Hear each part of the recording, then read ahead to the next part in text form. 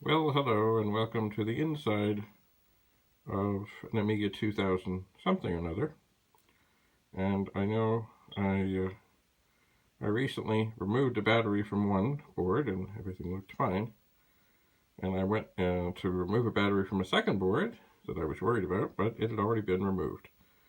Anyway, I have come upon this other one, and certainly the battery is still there.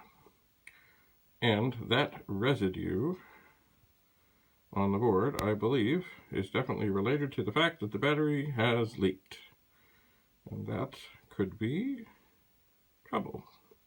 But I don't know. But before I apply any power or do anything else to this, I am going to heat up my soldering iron and get that old battery out of there.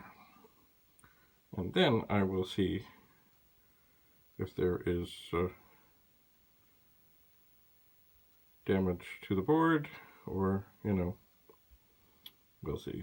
The board, actually, except for this sludge, whatever it is, doesn't look too bad. So I'm hopeful that if the board is ruined, there are still chips that are good and can be rescued. But I would rather that the board works. I have heard, and I will look online. Maybe I'll go on YouTube. I've heard that some people use some sort of lemon juice mixture to hopefully rescue some of these damaged items. I will check into this. Anyway, there is the battery,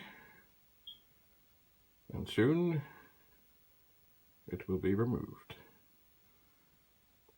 Anyway, stay tuned. We'll see how this all plays out. Bye for now.